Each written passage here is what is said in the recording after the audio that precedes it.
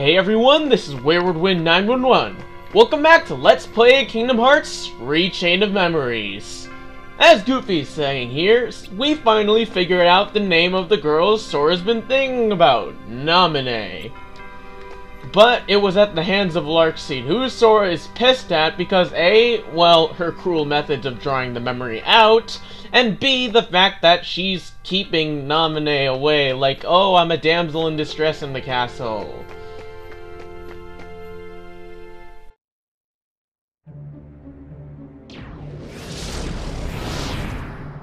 Whew. Throwing that battle wore me out. Really? It looked to me like you just plain lost. How dare you! You don't appreciate the nuances of an ungainly effort. Vexen? How could you be humbled by someone of such limited significance? You shame the organization. How can we help you, Vexen? It's not very often we see you topside. I came to lend you a hand. You obviously believe this Sora has much potential, but I remain unconvinced he is truly worth such coddling. I think an experiment would show if he really is of any value to us. Well, here we go again. It's just an excuse, so you can carry out your little experiments, that's all. I'm a scientist. Experiments are what I do. Yes. Whatever. You can do what you want. But you know, I think testing Sora is just a cover for testing your valet. Valet? He's the product of pure research. What he actually is a toy. You should just learn to be quiet. Anyway, since you came all this way, you're gonna need this. A humble gift to my elder. I hope you use it to put on a very good show for us.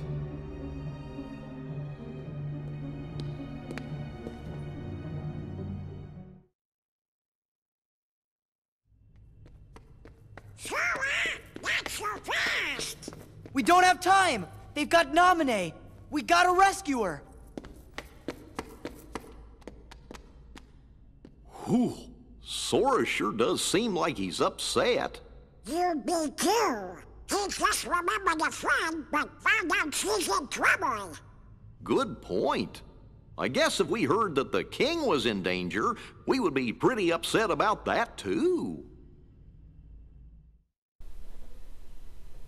Goofy, I highly doubt that the king to you is an equivalent relationship to Naminé to Sora. Just a thought. I don't think your king is someone you look to as such a humble friend sort of thing, like childhood friend. You know what I'm talking about. Anyway, we have 4 new world cards that we got at the Larkseed fight. They are Atlantica, Neverland, Hollow Bastion, and yes, the 100-Acre Woods. Sorry, there's only one, apparently. But we're gonna be heading to Atlantica this time around, as default order suggests. Kind of a boring playthrough with World Order. I realize I talked about this before, so I'll just sum it up quickly, but it's the way I know how to do it. But Atlantica was an interesting world in Kingdom Hearts 1. You turn into a merman, Donald and Goofy turn into various sea animals, and that notion gets shit on by the fact that we're already seen walking.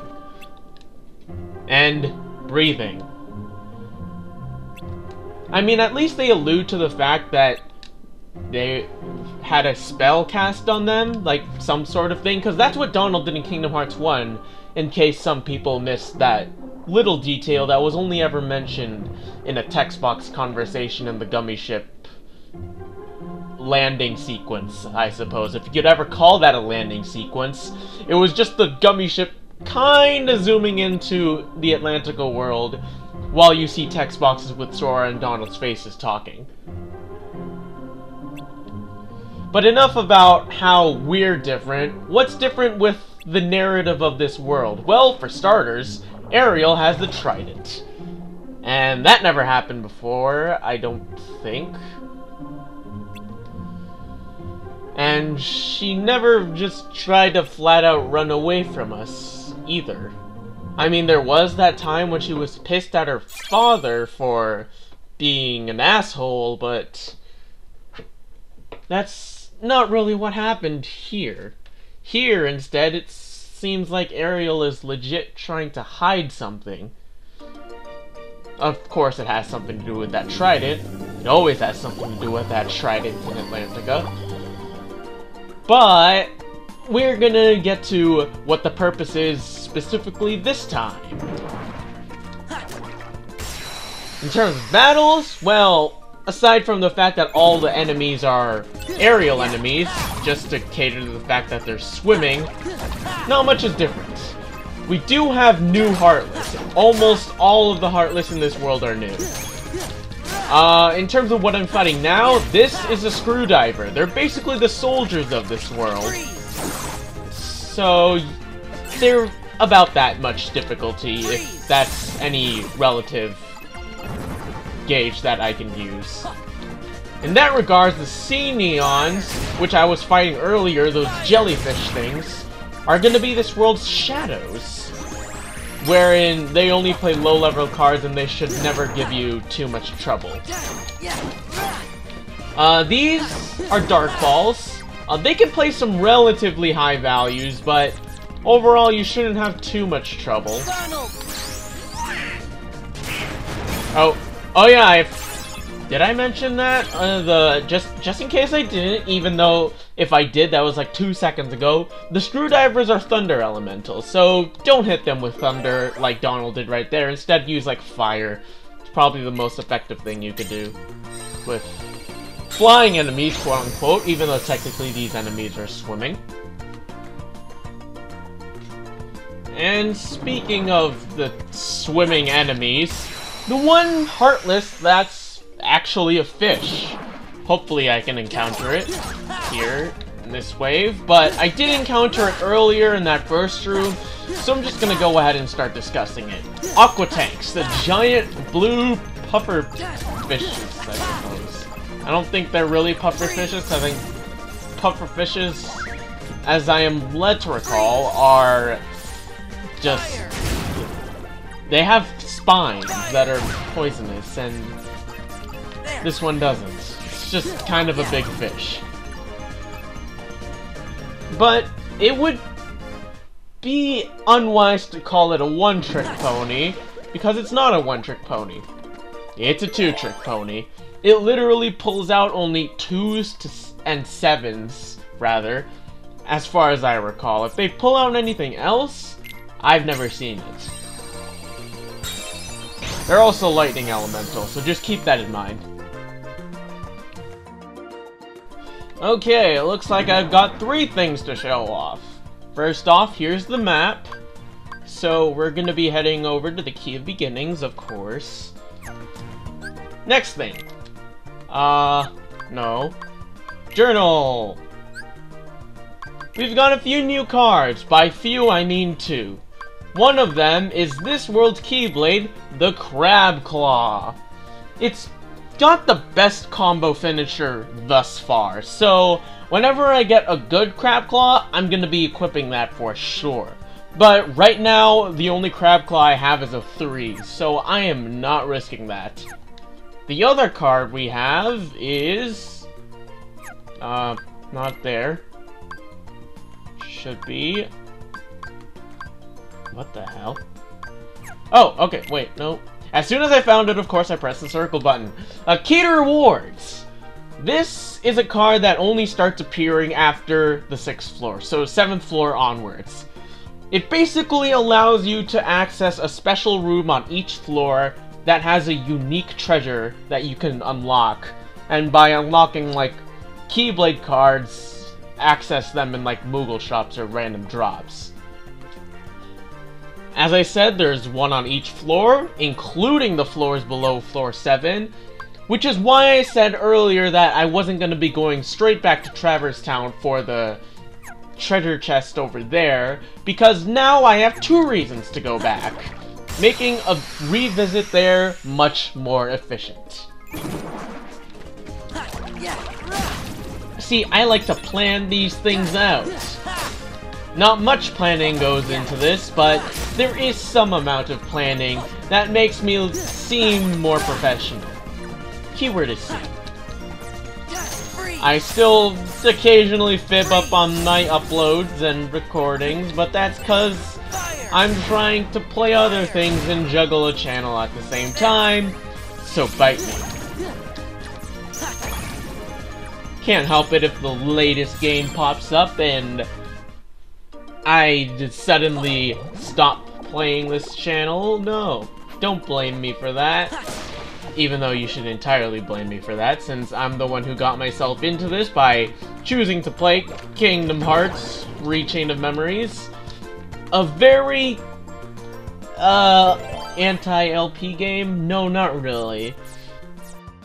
An anti-LP game would be more a game that relies on sound a lot. This is a game in which, don't know if that's a proper figure of speech, but I'm gonna go with it. This is a game where you can play for an hour and a half and only get 2 episodes. Now, granted, that's not to say that there are games where, well, rather LP or styles of games where you can record an entire day and only get 1 episode, despite being a recorder that does 5 days of recording per week, as opposed to my 3 for any given game. And especially since this game is Monday, Wednesday, Friday, as opposed to the 2 other games that usually run concurrently, which only occur 2 days a week. But that's because I don't make a living off of this. I still have to do school and shit.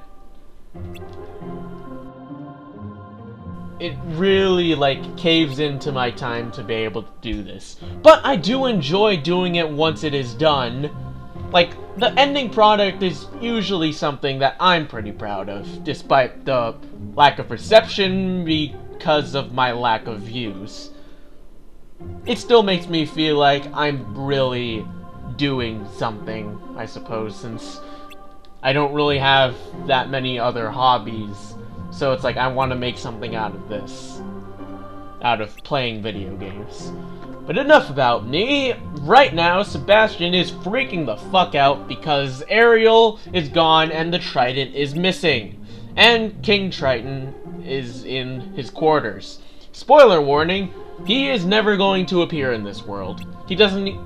Okay, well, they could have very easily ripped the model straight out of Kingdom Hearts 1. But... King Triton doesn't appear, that's the point. He's only ever mentioned.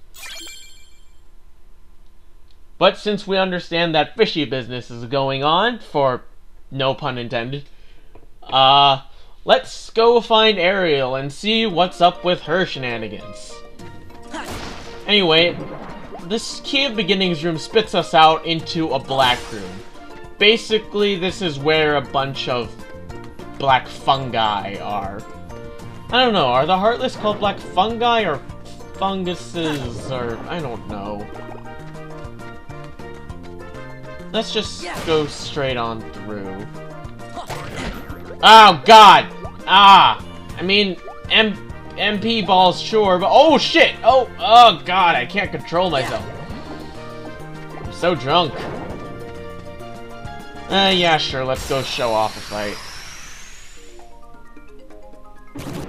Just a fight. Won't be going overboard with this. But black fungi are pretty interesting because, well, first off, they can make you poisoned, which is not something I think appears in a lot of Kingdom Hearts Heartless. Wait, poison? No, they stun you. And they also have a state in which they are going to be invincible. There we go. That's the word I wanted to find.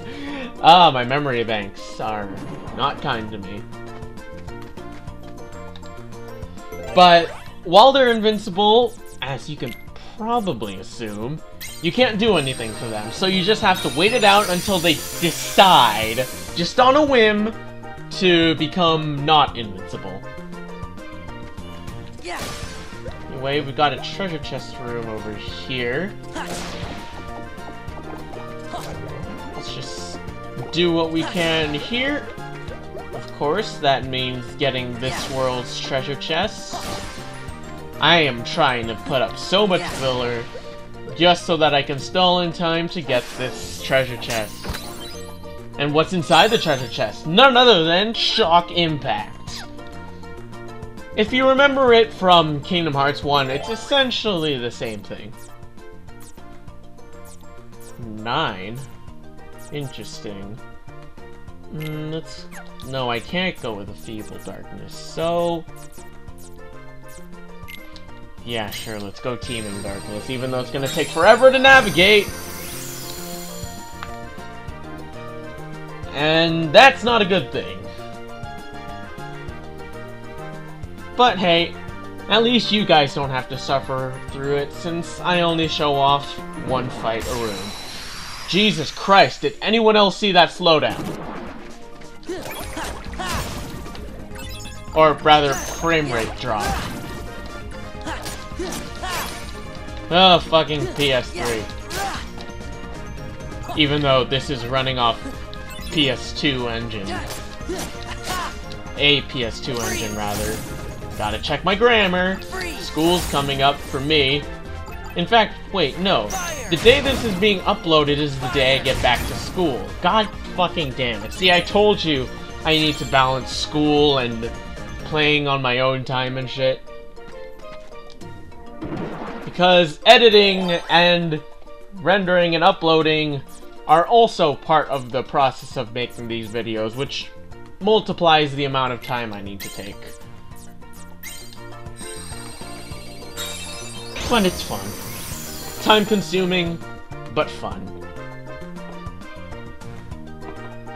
Speaking of time-consuming but fun, just this game in general. I keep doing that. I get off on a tangent and then I try linking it back. I should really just flow through my commentary rather than dividing it into sections of talking about the game and not talking about the game that are so distinct that it doesn't flow very well. But it is a good time to talk about the game now because, look! It's the old hag Ursula! It looks like Ursula has done something fishy. I swear to God, I don't mean to keep saying fishy. But Flounder's gone, and Ursula wants the trident to bring Flounder back. Obviously, Ariel recognizes the repercussions of this. She does indeed have a conscience. But she's also meaning to save a friend. Obviously, Ursula's up to no good, but what can you do when there's a hostage? Really. Granted, Triton is probably stronger than Ursula, so if you just asked Triton, you probably could get out of that situation just fine.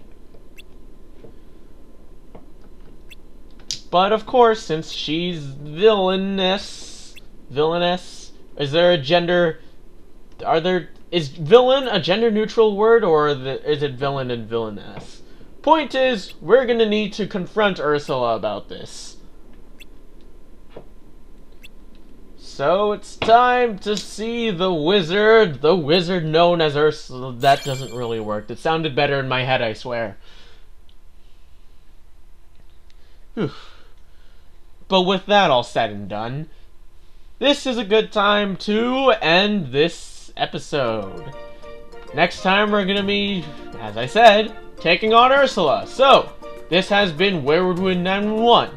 Thanks for watching this episode of Let's Play Kingdom Hearts: Rechain of Memories, and have a great day.